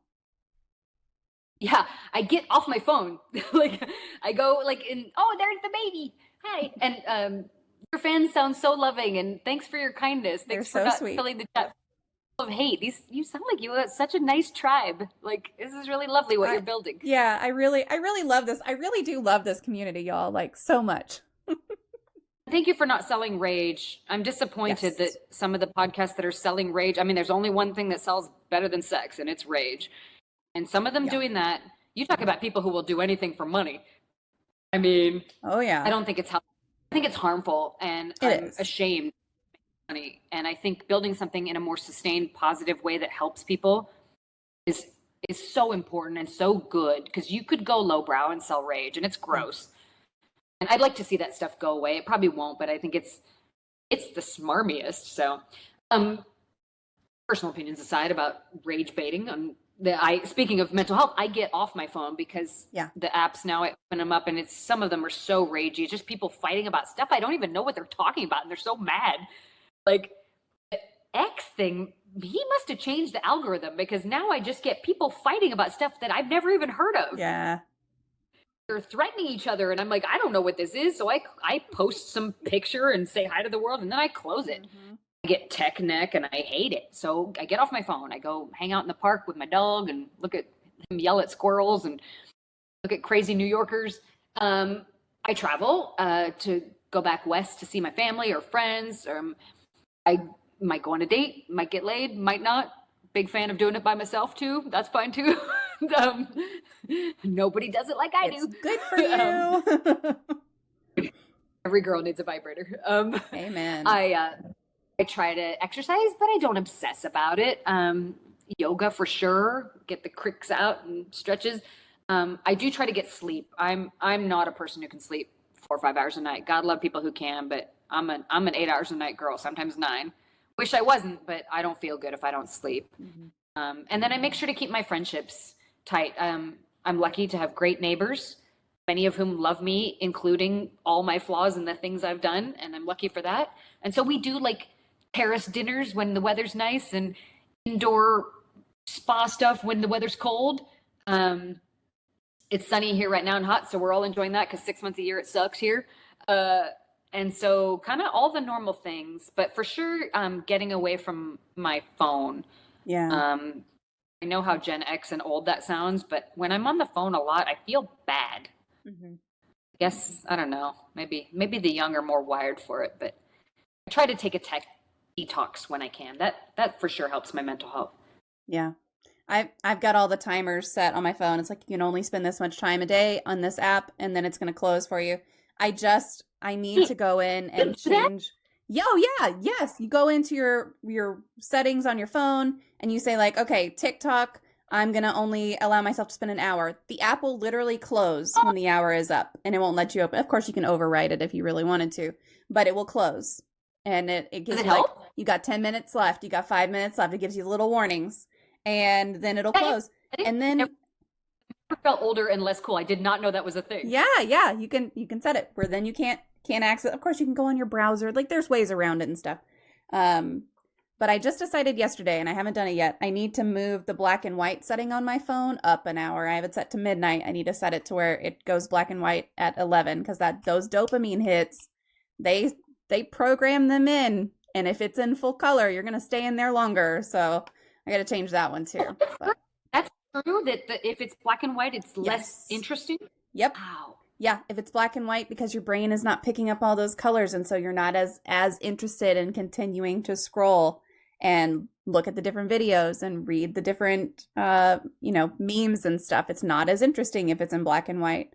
So you can set your phone to automatically go at whatever time you want into that black and white mode, and then you could be in the middle of doing something, and it'll just be like, all right, it's black and white time. I'm so sorry to your fans who probably knew this. I didn't. Oh, no, it's all good. We are just like lab rats. Like, that's embarrassing. Yeah. I know. So yeah, I paint my nails red because I was in a business of trying to be attractive to men, and men like red nails. Yes. And I always do my toes red. I just got them done with my sister day before yesterday. And she and I were in the grocery store, and some guy comes down the aisle to her. She's got pretty feet, I guess. And he was like, "Hi, ma'am, you've got really pretty feet." And she was like, "Okay, thanks, bye." And then we go down the other aisle, and he comes and finds her again. And he's like, "I'm sorry, ma'am. Like, would it be okay if I just took a picture of them?" She's like, "No." No thanks. No thanks. Luckily, he was meek and polite and left. We didn't have a problem. But like red, yeah, it's a thing, right? Yeah. Like, we're all just like this with color. That's embarrassing that we're that predictable. It is. But you got to use the technology to your advantage. There's all kinds of digital well-being things you can do. But getting away from your phone is definitely definitely a good idea as much as you can, for sure. Yeah, the worst decisions I've ever made, and the worst I've treated my own mental health was when I was lonely and upset. So I do try to call my therapist or someone who loves me without always putting it off on my loved ones, because I know they don't have infinite time. Mm-hmm. I try, because I live alone, I try to make sure I don't make big bad decisions when I'm lonely and upset, because those are never good decisions. Yep. Right? I'll either do something harmful or stupid, and I have. So I try, when I'm alone and not in a good place mentally, to reach out either to a professional or a friend or family. Yeah. We need each other, right? We need each other. Absolutely. 100%. All right. I'm going to catch up on the chat here. Phones nowadays are designed to keep you coming back to it instead of letting you be alone with your thoughts. And even while doom scrolling, I can actively feel how awful it is for me, but it's hard to stop after being conditioned to be chained to it. Yes. Yeah. It's designed that way. They literally design it to keep you in the app more often. Like, that's their goal, is to keep you there. Yeah. And then being farmed. Yeah, we are 100%. Frost also says, I don't have any questions for our lovely guests, but I just want to say I love how engaging and passionate they are. I literally paused my game and stuff to actively and attentively listen today. That's great. That's awesome. I love it. And Bite Mark says, I have to resist the urge at night every time I wake up for any reason to pick up my phone. I'm literally trying to go to sleep and my brain's like, what's happening on the internet right now? Yeah. Yes. Same. Yep. Yeah. I'm so glad it's not just me. No, it's not just you. No, not at all. That's something. I mean, we all struggle with that, right? For sure. All right, we're down to the last couple of questions. So if anyone does have any more questions for Amy, please feel free to pop those into the chat and we will get to them. But Amy, what is your favorite life hack? Oh gosh. I think to get comfortable with who you really are, because that's hard. We all want to be better or different at times, but the secret is, I'm 47 now. I'll be 48 at the end of the year. The secret, especially as you get a little older, you realize that everybody's got their nonsense, and everybody's got regrets and wishes and positive things too, and successes, and the amount of mental energy and stress you'll save, and even physical pain you'll reduce via the reduction in stress, is pretty wild when you try, and I still fail at this, to struggle less with your internal self and just be who you are, which is, it's a battle you never sort of win, but you can continue to try to make peace with who you are. And then when you radiate authenticity, it opens up a door for other people to trust and be authentic too. And you'll find they share their stuff more with you because you actually seem more human, flaws and all, right? Yeah. So yeah, it kind of was forced upon me to get comfortable with my nonsense, even as I try to improve myself. But I think that's been a life hack to just be who I am instead of constantly wish I was something else. Yeah. I feel like it takes a lot of energy also to pretend to be something that you're not, and to try to be something that you're not. And imagine if you didn't have to do that, if you didn't put that on yourself to be someone else. Yeah, particularly if it's not possible, right? I mean, and no one's saying you don't try to improve yourself. You know, I get on the old treadmill. No, nobody's saying you don't brush your teeth and things that are good improvements. You don't want to just leave those go. But I think, when we compare ourselves to others, when we ruminate so much on our regrets in the past, or anxiously ruminate on the future that has not arrived yet, and what could go wrong and what might go wrong, you're not being you. You're not being yourself. And, you know, it's kind of morbid, but it's also kind of freeing. We're all going to be dead in a few decades. So you might as well just be yourself and enjoy it. Because all matters. It also sort of all doesn't matter. I'm sort of joking, but like it behooves you to just try to be okay with it and enjoy it, because this too shall pass, as they say, right? All of this is temporary. We don't know what the next adventure is, but I hope if I ever meet God or whatever it is, the ether, that she laughs at us and about all of our nonsense. All the things we cared about that just did not matter. I've known a couple people who've gotten close to death, and they said it's all love, and a lot of what we worry about is simply not real. It's just ego from this existence. And I sure hope that's close to the truth. Mm-hmm. I'll let you know if I get there first. Yeah. All right, I'll read a couple more comments from the chat. I want to say thank you so much for being here. I've learned some and had some fun. Also, everyone vote, please. And that's from Bitemark. Yeah, for sure. D Park says a lot of us are loners, and being alone and lonely begs for depression, among other things. You are not wrong. And just like I said, you can have these days where you need to focus on IRL stuff, and when you need to reconnect with some people, we're here for you. So just keep that in mind. And I know you know that. I know you're already in there, so it's all good. And then Frost says, hi, growing up gay in Texas felt the same way, so I 100% understand. Yeah. Okay, well, we're going to go to our magic moment of the stream. I should have gotten this out earlier, but I didn't. That's okay. If you had a magic wand and you could wave this magic wand and eliminate one common opinion or misconception or theory about mental health, mental illness, disabilities, what would it be? If I had, that's a solid, I love your magic wand with the star on it.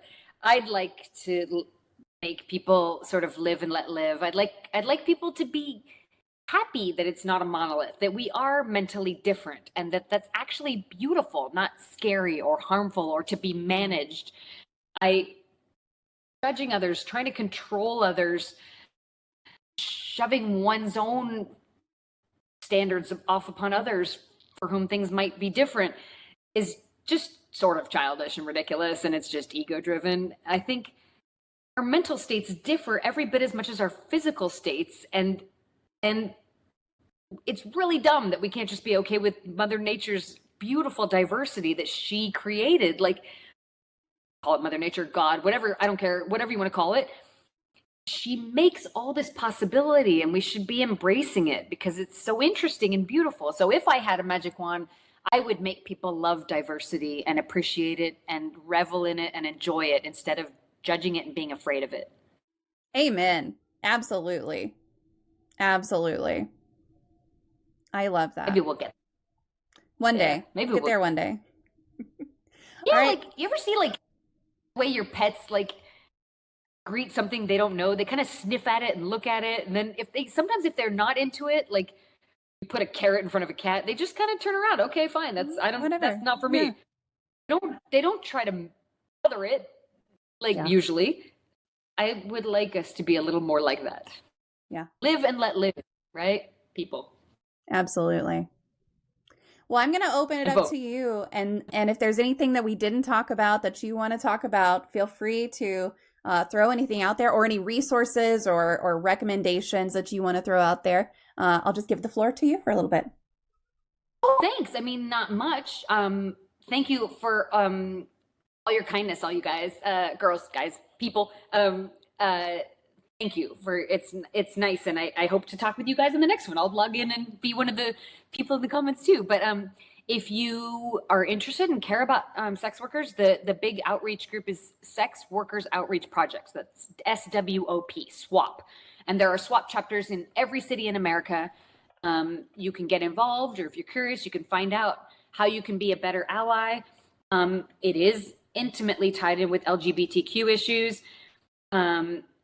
intimately tied in with issues of houselessness and migrant issues. It's intersectional with a lot of otherwise marginalized populations. So if you care about marginalized and stigmatized people, then you probably also care about sex work. So SWAP is a great resource, and they can guide you in any way you might be curious or like to get involved. And then if you want to keep up with my dumb rants and modeling and whatever I do, I'm Amy Taylor NYC on almost all the socials. So feel free to say hi. No big deal if you don't want to. But I would just thank you for your kindness. And I hope you guys are taking that out into the world, because I feel like in these days that's really needed. I think it's a cliche, but I really think love has to win. It has to. And so if you do that, then it can't be all bad, right, folks? Yeah. Well, I posted all your socials and your website one more time for everybody, and also a link. There's a link to swapusa.org, and I'm sure there's international links on that website as well. So if you're looking for something that's not USA, that's just what pops up because that's where I am. So feel free to pop in there. Well, Amy, thank you so very much for joining us today. This has been a really lovely conversation, and I've had such a blast. Thank you for your kindness. I really appreciate it. Thanks for tuning in to this episode of Even Tacos Fall Apart. We covered a lot, from the very real struggles sex workers face to the strength and resilience required to keep going in a world that often judges without understanding. Amy's story reminds us that every person's journey is unique, that we all have our own battles, and that support and understanding can make a difference, no matter what someone's work or background may be. Hearing about Amy's challenges with stigma, mental health, and relationships as a sex worker is a reminder that anyone can deal with misunderstandings, discrimination, or isolation. You don't have to be in the same line of work to understand the impact of feeling judged or unsupported. This episode also highlights how important it is to look beyond labels and see the person. At the end of the day, we're all doing our best with what we've got, and everyone deserves to feel respected, accepted, and valued for who they are. If this episode hit close to home or helped shift your perspective, please take a moment to rate and review the show. Your feedback helps Even Tacos Fall Apart reach more people who need to hear these kinds of conversations. If you haven't yet, make sure to subscribe so you never miss an episode. And follow me on social media. I'm MommaFoxFire everywhere to stay in the loop about future topics and guests. Thank you for being here, for listening, and for being part of this community where we break down stigma and share stories that aren't always easy, but are always real. Remember, no matter what you're going through, you are not alone, and there's a space here for you. I will see you in the next episode. Until then, take care.